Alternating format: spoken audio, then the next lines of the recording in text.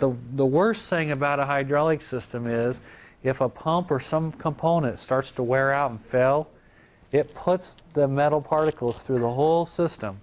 And so everything in the whole system gets damaged.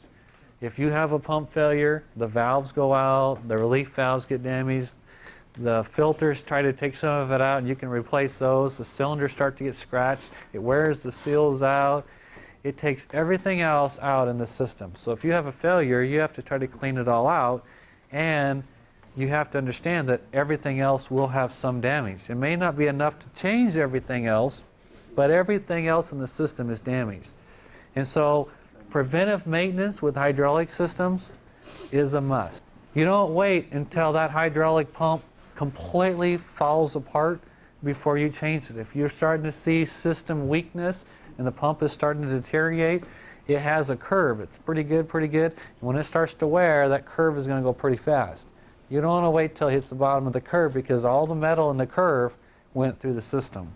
So as the system starts to break down, you want to replace and repair this thing. And so it's very important. Keeping the oil changed on a very timely basis will be the difference between having to change expensive components and not. Most people think the only oil in an engine or on a piece of machinery that needs to be changed on a regular basis is the engine oil. And everything else, transmission oil, differential oils, hydraulic oils, transmission oils, all those oils just run forever. It's not true. They have a life expectancy and they need to be changed. And if you don't, very expensive components start failing. In a hydraulic system, when one fails, it takes out thousands of dollars in other components. And so it's very bad. In an electrical system, if one component fails, it's one component. That doesn't happen in a hydraulic system. So keep that in mind. And the last one, liquids provide a great increase in workforce. I can take a small amount of pressure and put it into a cylinder that has a large diameter, and I can move a tremendous amount.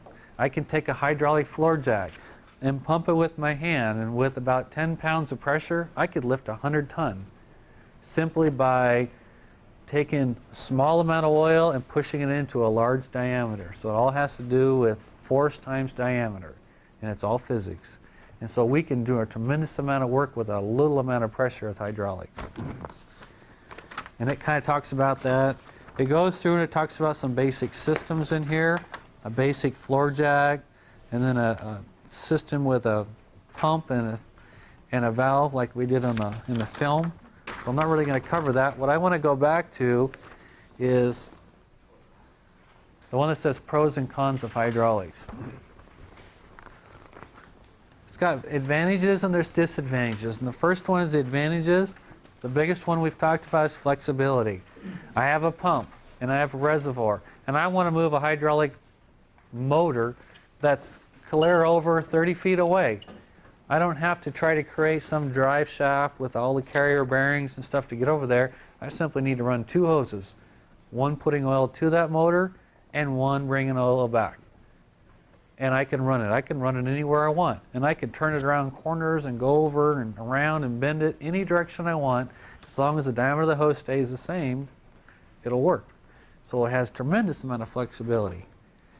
Multiplication of force, we've talked about. Simplicity, there's a lot less moving parts, especially if your piece of machinery is fairly large. Because you can just run some hoses over to whatever component you're working on instead of linkages and drive shafts and gears and gearboxes. It's very simple.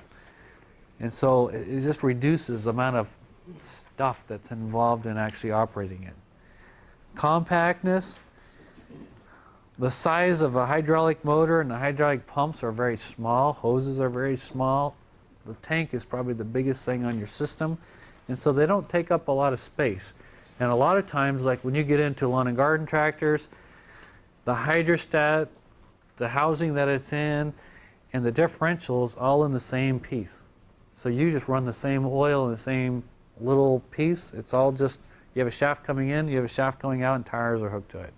And so the pump, the motor, the reservoir, and everything is all contained in the same little reservoir. So it's very compact, and it doesn't weigh much.